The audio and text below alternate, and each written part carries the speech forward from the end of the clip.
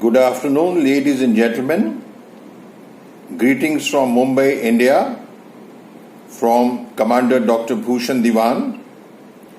I am recording this short video to share with you my views on the COVID situation in India.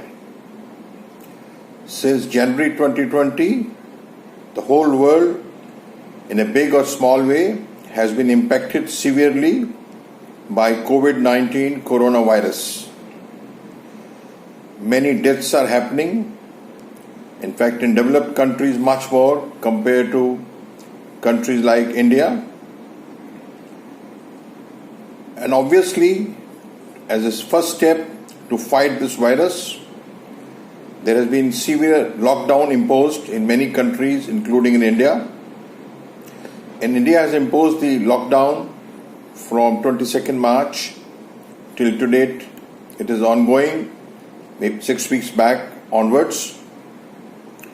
By this lockdown, we have managed to reduce the number of COVID positive cases and also number of deaths to one of the lowest in the world, percentage wise, despite being a country of continent size with 1.35 billion population. However, this lockdown is already taking a very severe toll on the economic activity, and it will continue to impact economic activity and GDP growth and GDP per se very severely in this year and maybe till the end of the next year. Nearly all industries, manufacturing industries have been closed. Many service industries have also got closed, including education, entertainment industry, hospitality, tourism, and activities like construction, airlines, mass transport systems, trains, metros. And demand has gone down severely for entertainment and luxury goods. Everybody is focusing on bare essentials, namely food and medicines. No eating out, no travel, no shopping in the mall, no tourism. And all this has led to a severe contraction in the economic activity to the tune of 20-30% already. And the effect is ongoing and going to be cumulative. A very severe thing which has happened is that a lot of labor in India working in the industry in and around metros like Mumbai, Delhi, Bangalore, Kolkata, Chennai such migrant labor comes from villages, and now they're all going back to their villages. And as a result, we will find that it will be good 4-5 months before the villages, this migrant labor is going to be available back in the production centers. So both production in the manufacturing sector and services sector has got impacted, and even the harvesting, agri harvesting, which was due in April 2020, has also been impacted. Globally, fuel prices have gone down, world trade has gone down. Now, this is good for India in the sense that because 2/3 of our oil bill, 2/3 of our import bill, Indian import bill, is due to oil import.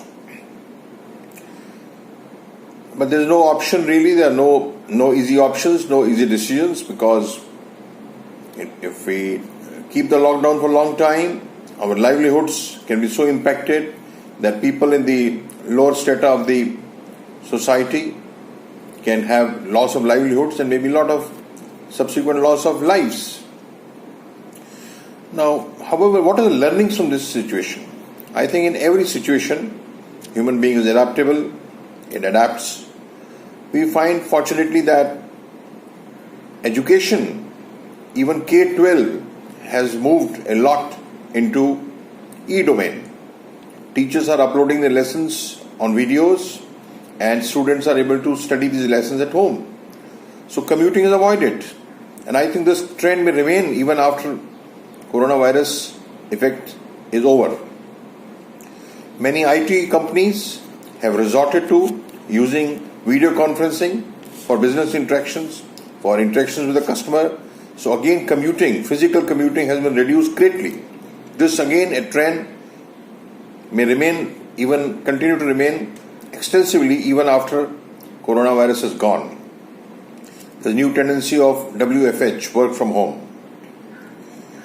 Another thing which has happened in India is that India has emerged as a destination for low-cost generic medicines. For example, HCQ tablets have been provided by India even to USA and Europe. And many low-cost innovations in the medical domain have come forward. Low-cost ventilators, low-cost testing kits. In fact, a lab called My Lab in Pune has come out with a testing kit which is almost 1/10 the cost of typical testing kit. Severe job losses have happened, and one more trend which one can see going forward even after corona, that full-time employees, there will be much less full-time employees hereafter. Most of the jobs will be in the gig industry, meaning project-based, particular transaction-based. And well, that's a good thing and a bad thing, but it's going to be very challenging for the employees to resort to this kind of new environment. Next part is how the economic landscape is going to open up going forward.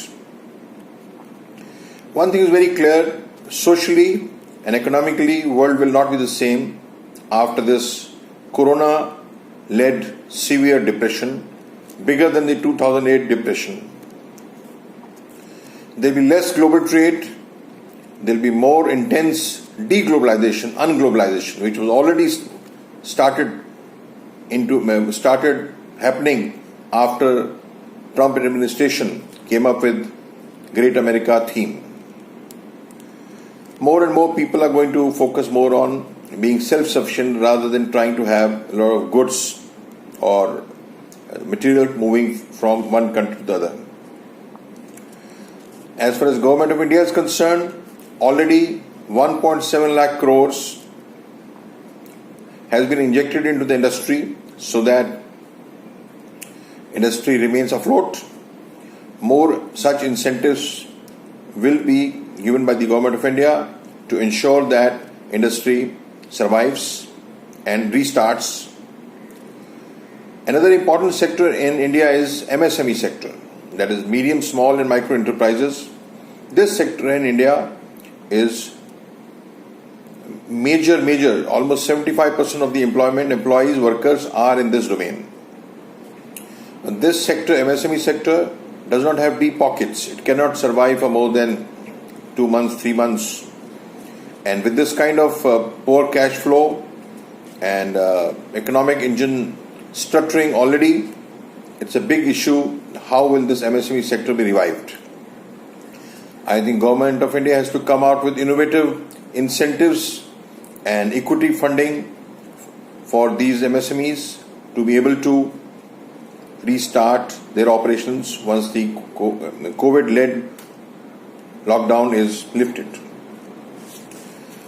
India will have a greater opportunity and a greater challenge now to focus more on agri production and agri supply chain included, because all said and done, India has a very large arable land mass, even more than China, and almost the largest producer of vegetables, fruits, milk and sugar in the world. This sector has not been fully exploited in India, fully developed in India, even though it has a huge employment potential. Another thing is construction industry, which has gone down severely and which will have to be restarted. Why? Because this again is a very powerful, very big employer of labor. Another sector into which India has perforce to get into is improving health infrastructure, including health equipment, including health insurance, because currently, whether you talk about number of doctors per million or number of beds per million or equipment, medical equipment, it is in a very basic initial stage compared to advanced countries like Italy or USA who have very huge, nice infrastructure. So a lot of emphasis has now got to be paid by Government of India and Indian society to develop this sector. And all in all, I think the focus has to be less movement of people from rural areas to industrial centers, industrial magnates, something which late President of India, Abdul Kalam said, Pura, P-U-R-A, provision of urban amenities in rural areas. If that kind of thing is done, I think agriculture will develop. This hinterland will also grow with new businesses. Another good important factor which we'll have to look at is, since there will be much lesser full-time jobs compared to pre-corona, a lot of emphasis and will have to be given to developing entrepreneurship, which was already being given by the current regime, but there will be much more focus and much more success is expected. At the global level, I think many multinational corporations are withdrawing from China because of the loss of trust with China, and it's a great opportunity for India now to step into those shoes and to step into partnering with these MNCs which are withdrawing from China. So it's already outreach is being made to such companies to make sure that these companies who are moving out of China set up base in India. This will also call for improving ease of doing business, EODB. This may have a negative side effect that the employment policies, labor employment policies will be made more employer friendly, which means easier hire and fire.